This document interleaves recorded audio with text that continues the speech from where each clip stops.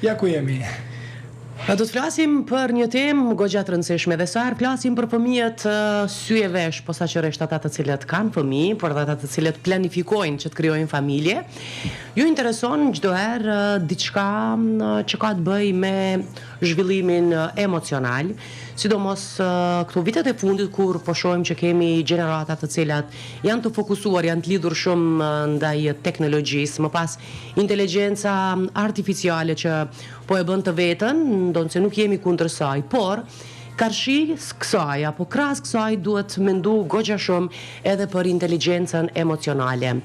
Në Kosovë ekziston veç një program ku po merret me fëmijët e grup moshave caktuara nga 6 e tutje, ku detaje për këtë program do të na sjell Besnik Leka, i cili është sociolog dhe do të na flas për rëndësinë e inteligjencës emocionale në periudhën e inteligjencës artificiale të fëmijëve. Besnik, mirë se erdhe. Faleminderit Merita, mirë se u gjeta. Faleminderit nga ana juaj. Pse Spark? Por pak pa një rë Spark, imagjoni në Shqipëri Spark çfarë do të thotë. Se pas me nuk tanë. Ideja Spark ka qenë Spark në anglisht aja shkëndia, me idenë që fëmit nuk ka nevoj për i mësu, ata veç ka nevoj pak me ja hek plonin ose pak me motivu, edhe e shkëndia del për i tyne. Nuk besojmë në atë formën e edukimit që ne është një gotë e zbraz dhe mushje me ata këta, po të më thonë fëmijëve që kanë potencialin e brendshëm, edhe keq që do të është më ndihmu ata me nxjerr pa atë kapacitet që kanë, do të thonë edhe për atë arsye kemi lënë Spark që fëmijët e ne do të thonë vetëm se shkëndjejnë ose nxjerrin pa atë kapacitetin e tyre. E pse keni menduar deri në moshën 12 vjeçar, se po shikoj këto broshura që na e keni si. Tamam. Ai që është 13 vjeç nuk bën.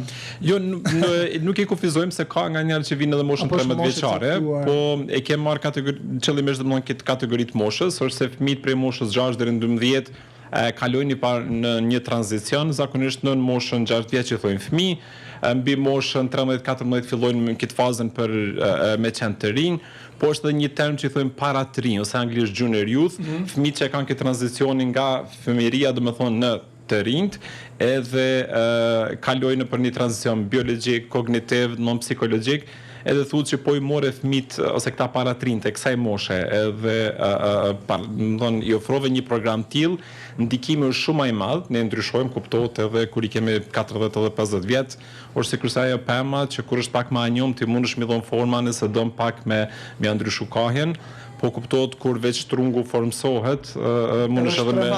Po dhe pikërisht është mosha prej 6 vjet ku fëmijët më shumë veç janë të lidhur me teknologjinë, me inteligjencën artificiale, janë të lidhur më shumë me rrjetet e ndryshme sociale gjithashtu dhe ka nevojë për një edukim më të mirë. Sa bën vetën janë një mami e një fëmijë në moshën e tillë apo jo? Po, natyrisht. Nga përvoja është kjo më e lehta kur nisesh prej vetvetes. Por është e rëndësishme për opinionin e di se çfarë nuk kupton me inteligjencë emocionale. Çfarë bën programi juaj konkretisht? Po, qëllimi i Sparkut edhe programit inteligjenca emocionale ka qenë, domethënë që si një nismë të marr parasysh edhe për mene Merita që sot jemi në një sulm të programeve, të aplikacioneve të inteligjencës artificiale që ka shumë të mira, po normalisht edhe din me sjell dame nëse nuk di me përdor në mënyrën e duhur. Edhe me qenë se po merrni vëmendje ashtë madhe, ideja është mos me harruat njerëzor inteligjencën emocionale, se në fundit ne jemi njerëz, jemi të përballëm shumë prej emocioneve, edhe është me rëndësi me kuptu që edhe për prind po edhe për fëmijë që është shumë normali me pas emocione, por rëndësia saj është se si ti kanalizojmë ato emocione ose paktën si të ballafaqohemi me ato emocione. Të marr parasysh që përpara ndoshta edhe ne kemi pas kohë më shumë me komuniku, me qëndru më gjatë me njëri tjetrin. Po fëmijët kanë luajtur më shumë me njëri tjetrin dhe aty kanë shpreh dhe emocionet e tyre, kanë ditë që është e mira, janë pajtu, janë hidhur mes vete, kanë luajtur pra bashk. Sidomos ai që ka pas topi që na buket shok, se do të thonë e ka marrë me mendjen. E tash topa ka sa dush, po shoh probleme gjithë. Sa dush probleme gjithë, shok ose iniciator. Sot ke çaj shumë lodra dhe është problemi ja marr me vëmendjen se të ekspozuam edhe kanë çaj shumë edhe nuk din se me zgjedh parën edhe në fund vendosëm mos me zgjedh asnjë, domethënë lodra më interesante për tash telefoni, po shoh edhe janë gjëra të gatshme që ju vijnë dhe Po, edhe kuptoj që munden edhe mos më pëlqy kur gjë edhe mos më di çfarë më zgjedh. Kjo është domthon këtë dhe ideja dhe qëllimi që me i ndihmu fëmijët me u rilidh pak me veten, mos edhe ne dim që sot komunikojmë përmes chateve, ndryshme aplikacioneve, gjithçka bëhet komunikim mes emocioneve. Unë fëmijë s'kam, po kam një pa dhe mesa, edhe zakonisht e shoh që dërgojnë gjithmonë SMS-at me emoji, edhe është një farë gjuhë e komunikimit, cilë ndoshta neve pak na ka ik, po këta sot e përdorin çat formë të komunikimit. Mirë, po njëtën e përditshme, domethënë nuk është se komunikojnë as shumë. Edhe kjo ideja është që mi ndihmu fëmijët, mas pari e kemi nisë edhe ne çdo lodër që e bëjmë, thonë i krijojmë vet. Një prej tyre është kjo që i gjen nga 2 emoji, domethënë kur i gjen ngjashme. Edhe pastaj lexojnë domethënë se cili emocion është ai. Ideja është fillimisht muajin e parë fëmijët mësojnë se si ti emërojnë emocionet, ti identifikojnë ato, dhe të dinë se cili emocion çka do të thotë. Tani muajin e dytë fokusohemi pak i lidhur me emocionet me trupin, se ne e dimë. 4 muaj është programi apo? Programi 3 muaj është, domethënë një nivel, po. Pastaj ka edhe nivele tjera, ne kemi filluar muajin shkurt në Prishtinë, pastaj jemi zgjeruar në Fushë Kosovë, planifikojmë. Viti parë është ky apo? Viti parë është, po. E planifikojmë vitin e ardhshëm mund që të zgjerohemi edhe në Ferizaj edhe në Vushtri, me idenë sepse ka kërkesë, mund të themi që jemi të parë që mirën me inteligjencën emocionale, kom hulumtuar dhe nuk ka programe të tilla zëmës për fëmijë dhe vende tjera. Zakonisht ka universitete që i mësojnë për inteligjencën emocionale, edhe kjo lidhet pak a shumë. Nuk ka në Kosovë, në Ballkan ka, në Evropë? Nuk ka, as në Ballkan as në Evropë. Do të thonë nuk ka një program që mirët direkt me inteligjencën emocionale, po. Ka programe që i përfshin aftësitë e buta, si komunikimin, empatinë e këto, po është mënyrë pak më cekun. Ne qëllimisht kemi deshur më shumë të fokusuar këtu që programi nga një ndodh që programi njihet më shumë se sa vetë emri i biznesit ose i kompanisë. Edhe të marr parasysh se është e rëndësishme inteligjenca emocionale, për shkak se sot edhe në treg punës street kur nëse 2 veta unë dhe Merita duhet jemi të fushës njëjtë dhe dërgojmë nga 20 vite një kompani dhe 2 të pranome, ajo që ka më dallon mua dhe Meritën është inteligjenca emocionale, gjinshmëria, komunikimi, lidhja me ekipin, qasja, gjitha këto, ajo atëherë e shtyn njërin se tjetrën më përpara për shkak të inteligjencës emocionale që ka. Se ne dim përpara u kon edhe ajo punë vjedh zanati mos e tregoj as kujt më punë vet, kurse sot domethënë ideja është se çysh punosh në një ekip. Në ekipore, po. Po. Çfarë eksperjenca keni nga grupet që i keni pas deri tash nga fëmijët? Si është gjendja e tyre emocionale, nëse mund të themi, çka shohin ata më tepër, çka kanë mangu, çka po përfitojnë prej këtyre kurseve të cilat po i jepni për ta? Ne edhe çastin që e përdorim me gjithçka përmes lojës. Nuk është teori e thatë, e ditë që pak edhe din me të mërzit ajo, sidomos përpara dhe kur kemi qenë ndoshta me një klasa teknologjisë, kur kemi pa një projektor ka qenë ashtu shumë intriguese. Kurse ne çdo syllabusin tonë e kemi komplet të dedikuar përmes lojrave dhe aktiviteteve, thashë dhe lojat i krijojmë ne vet. Edhe kem vrejtë që fëmijët shumë kanë nevojë për me lëviz, kanë nevojë për një lojë. Se thash pak më me qenë të lirë shumë, po edhe njëkohësisht me punu në ekip, një farë forme, edhe ne mundohemi që çdo për shembull mund të luajnë edhe një aktivitet që është thjesht një pantomime dhe bëjnë një emocion përmes pa i përdorur fjalët ose gjuhën, edhe fëmijët tjerë duhet me çellu se në cilin emocion po e shpreh ai tjetri ose ai tjetri. Në këtë formë edhe mësojmë pak me kuptuar dhe gjuhën e trupit kur komunikojmë me tjerët. Çfarë bën ju për t'ia hequr telefonin nga duart këtyre fëmijëve që vijnë aty?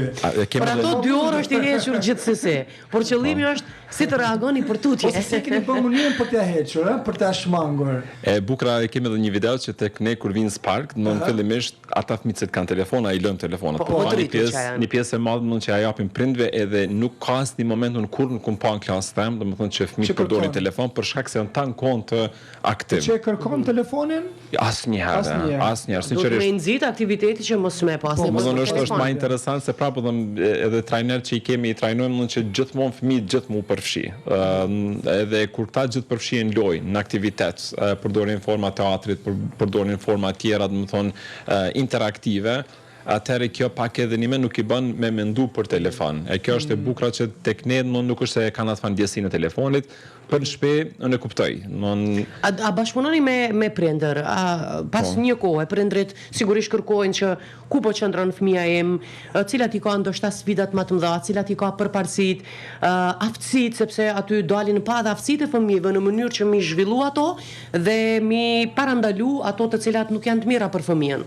Saktë, edhe kjo ka qenë e bukur ose marrë gjithmonë reflektim edhe prej prindve, domethënë të pas se si po indikon programi ose çka kanë vështirësi ose cili duhet jetë fokusi jonë domethënë ndaj fëmisë kur prind kanë ndonjë kërkesë saktume. Ka prind që kërkojnë se thonë fëmijët janë pak të mbyllur, janë shumë inteligjent, po janë të mbyllur, nuk di që nuk thot asnjë prind që fëmia nuk është inteligjent. Shumë mirë që besojnë ata, dhe fëmijët në janë me të vërtetë inteligjent, po ndodh që inteligjenca po i shuhet me kalimin e kohës, domethënë ambienti ku i rrethon.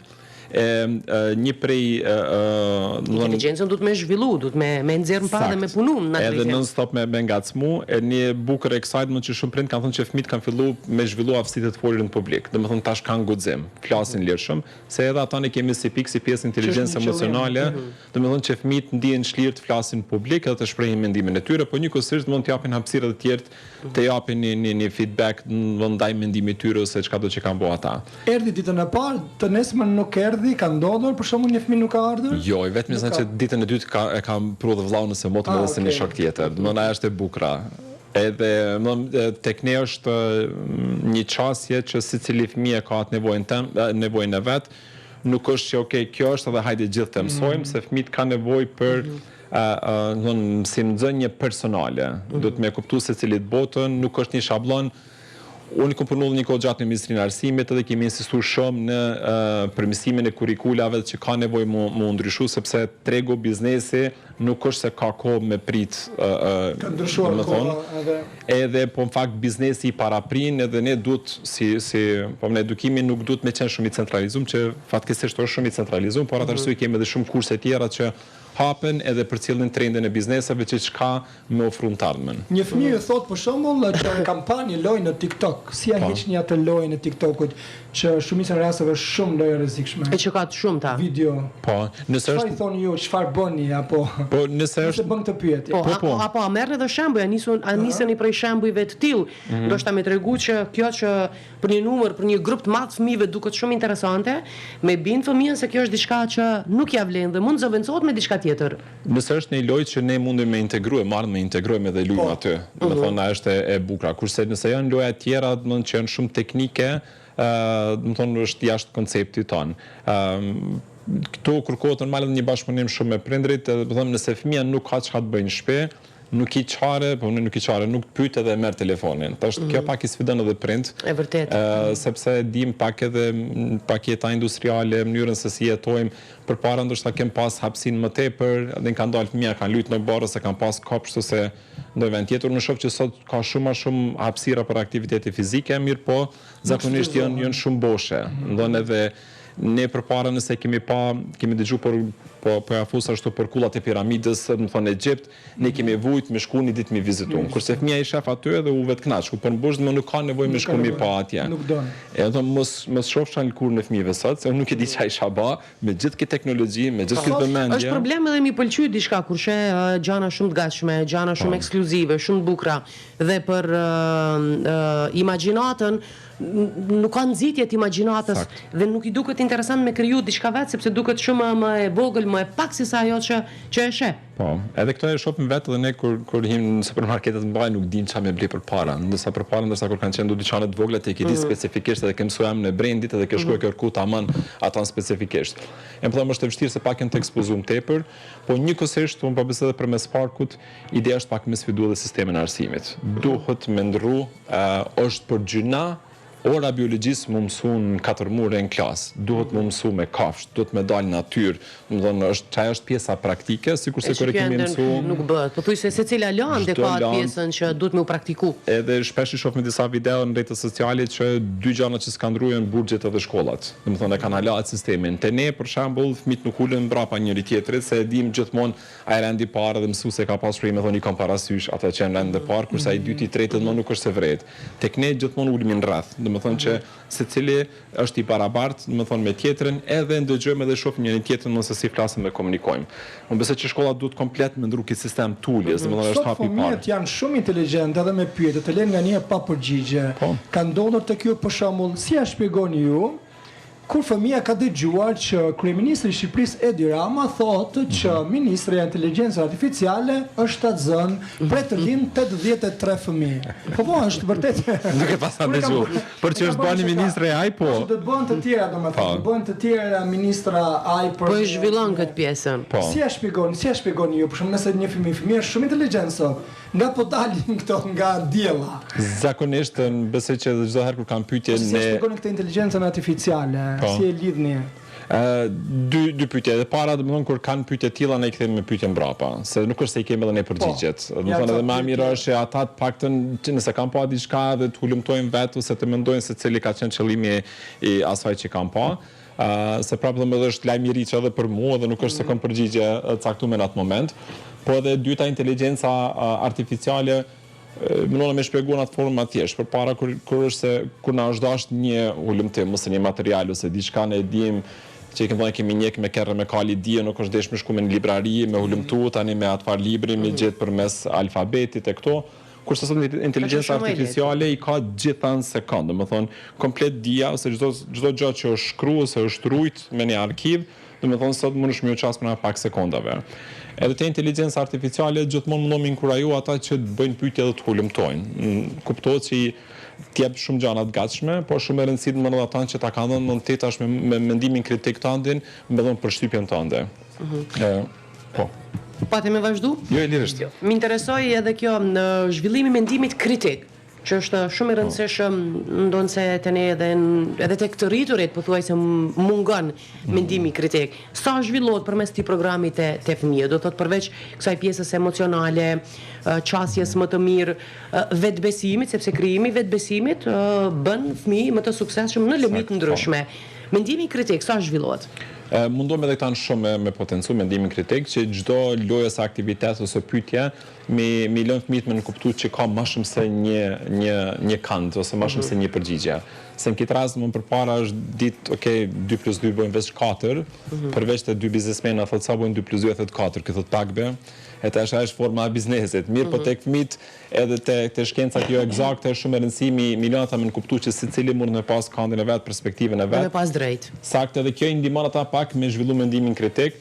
Kuptohet nëse e ka një problem caktuar që zgjidhen për 2 minuta, edhe janë të kënaqur, po ka dikush një alternativë tjetër që do të mund me zgjidhta për 1 minutë e 30 sekonda ose edhe më pak. E kjo, mundohemi gjithmonë mi ndihmu që secili me dhënat përshtypjen e vet, edhe me dhënë mendimin e vet në farë formë me çastin ose përvojën që ka, që çdo gjë ka më shumë se sa një përgjigje. Dhe kjo ndihmon mendimin kritik, se e dimë edhe përpara në klasë është bën një pyetje ka dhënë një përgjigje dhe u kryu mos ka për te asaj.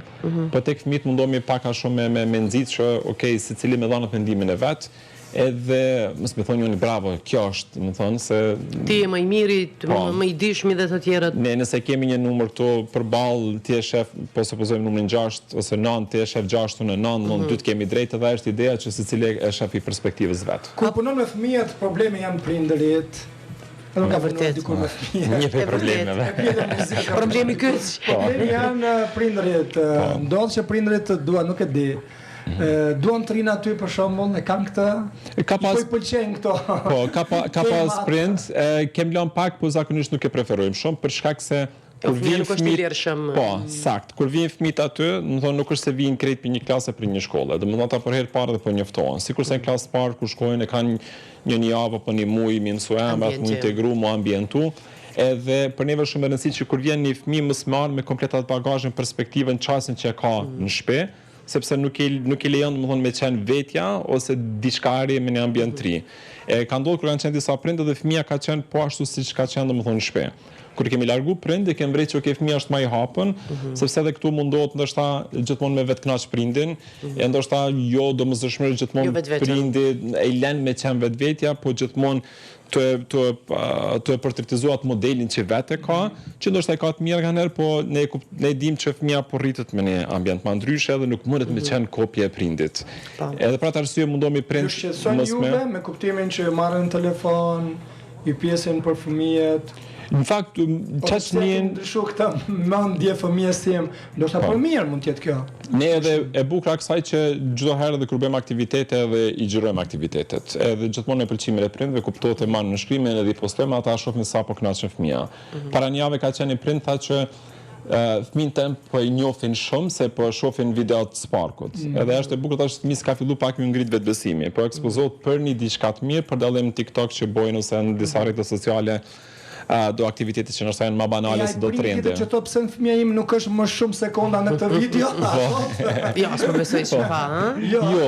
Bëhen vazhdimisht video kështu që ka mundësi dikun më pak, dikun më shumë. E bukra dhe kësaj që Problemi është dhe ky. Po, e bukra kësaj është edhe kur vinë edhe prindë dhe pyesin, thëmë vlerësimi më i mirë është apo vren ti ndonjë ndryshim të fëmia. Ti tregon mua, unë apo ndron fëmia në ambient të shtëpisë ose kudo që është, për shkak se ka në Spark. Unë mona më kom pak edhe ashtu bias, dhe më thëmën që po knaqen e gjitha ato, po ne kemi edhe një form tjetër që zakonisht bëhet hulumtime kualitative, kvantitative, po ato bojnë me studenta, qysh kanë hi, qysh kanë dalë, e ne kena një farë ditarit e inteligjencë emocionale. Edhe në këtë rast fëmia çdo javë çka mësojnë, dhe më thënë shkruajnë ose vizatojnë. E kanë të lirë, dhe më thënë formën e vet. Pastaj edhe këto në një paraqesin karakteret e mërzitur, i lodhur, e ka forma ndryshme, pastaj lidhen domethënë emocionet me aktivitetin, edhe në fund 3 muajve do i tregojmë këtë ditarin emocional. Domethënë çdo javë çka ka bëu fëmia, çka ka mësuar dhe këtë jap me prindërit ata së bashku me fëmijët mundën me studiu çka ka bëu fëmiu. Po. Ka ndonjë vlerësim, nëse mund të themi, apo diçka që ju mbetet në mendje, do të thotë nga secili fëmijë, dhe që në fund të programit e diskutoni këtë me prindrit, një farë udhëzuesi se ku qëndron emocionalisht fëmia apo edhe në aspekte tjera, sepse duke analizuar një aspekt dalin shpeshherë pa dhe disa anë pozitive apo edhe negative. Po, vërtet. Kjo është pak që lidhet me këtë ditarin e inteligjencës që e kem bë. Nëse ka për shembull fëmijë të moshës 6, ndoshta vetë sa kanë filluar shkrimin dhe leximin, edhe është pak ngarkesë me ishti me plotsu pyetësor. Mirë po, i kemi gjetë një farmesi që e shprehen figura me sakt, edhe këto e kanë gjithmonë se si janë di. Nuk është se ne rrim për mikryd, dhe bëj këtë, bëj atë, më po se si janë di ata, edhe vetë e shohin ata javën e parë si janë di, ndoshta kjo parë ka që ma sfiduese, 2-a, 3-a, dhe ata tani e shohin një farë historik të programit të për cilin ata vetë kanë kalu. Kuptohet, pra po them edhe me prind e kemi konsultimet, ka prind që i bin fëmijë që janë shumë introvert, të mbyllur, kanë nevojë pak fëmia më u shpreh, ose edhe kundërta që janë shumë ekstrovert dhe shumë dominante dhe shumë gjallë që ka nevojë me dhënë hapësinë edhe tjerëve. Mirë, një këshill ndoshta juja që kishte më qenë për fund për të gjithë fëmijët, konkretisht këshilla shkon në adresim të prindërve apo kujdestarëve të fëmijëve të këtyre moshave, që ndonjëherë jemi në sfidë se po veprojmë mirë, po edukojmë mirë, gabimet që po i bëjmë, çfarë duhet të dimë, edhe ku janë ata kufit e qartë që nuk duhet me leju. Me qenë se janë edhe sociolog, do thotë edhe keni punu bukur shumë projekte në këtë aspekt. Unë mendoj që është shumë e rëndësishme kur komunikojnë me fëmijët, e di që nga një herë kur fëmia thotë se ka bën një veprim të tillë dhe tash dy dëm zemra, është e rëndësishme mos me reagu, po me ndëgju deri në fund, sepse kuptohet edhe ne si sociolog mundohemi mi parapat gjitha rrethanat. Më thonë, ja studiojmë historinë, ja studiojmë kulturën, ja studiojmë religionin, ja studiojmë familjen, ja studiojmë ambientin, se ditë që dikun një ndiku ata. Për dallim ndërsa përpara, ne jemi ekspozuar shumë pak prej një rrugtimi shkollë, shtëpi, punë, kurse sot, më thonë, ndërsa ata 5 minuta që rrin telefon, kanë mujtë më ekspozuar, më thonë, në 100 kultura ndryshme përmes videove gjitha këto. Është shumë e rëndësishme që me komuniku me fëmijët pa i gjyku, nëse po don fëmia jot me qenë i sinqert. Për ndryshe nëse don fëmia jot vetëm ta bëj rrafsh, do të thonë gjithçka është mirë, atëherë është edhe ajo. Ose tjetra, kur fëmia kalon nëpër disa vështirësi, prapë po them si prind, ti e ki aton që menjëherë i reziston ose e ndërprin fëmijën, më pse ka bën një veprim tillë. Është shumë e rëndësishme që mi lëm fëmijët me qenë të hapur, nëse po don një farformë edhe mi bë miq, nëse më thonë, edhe pse ti je prind, po është shumë e rëndësishme me ndjat pjesën e sinqertë të fëmijës. Ka një pyetje të fundit, gjithçka bëhet në gjuhën shqipe, se edhe është ky një problem në vetë fëmijët sot, anglishtën vdesin për një të dije, fëmia anglisht dhe jo shqip. Bëhet në Shqip, çdo gjë? Po, insistojmë Shqip, se mos kur i thojmë që të fillojnë mi emëru emocionet, atë sa lehtë kanë mi emëru në gjuhën angleze. Po tani gjuhën shqipe e kanë shumë më vështirë. Ka disa që janë ngjashme, keni fëmijë curious, po se di se thon curious, kurioz. E mundohemi shumë që edhe amerikanët kanë marrë nga kurioz, ne. Po, tamam nuk është shqip, po. Po, kështu që po, kurreshtar.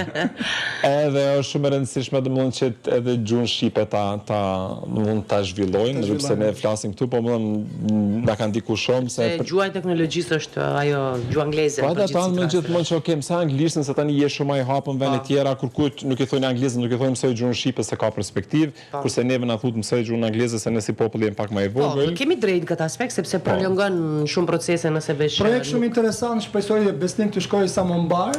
Ta zgjeroni sa më shumë dhe po besoj që interesimi i prindërve për një gjë të tillë do të jetë i madh, sepse secili ka nevojë për këtë aspektin emocional, ta bëjë ngritjen e aspektit emocional të fëmijët e tyre. Patjetër, faleminderit shumë.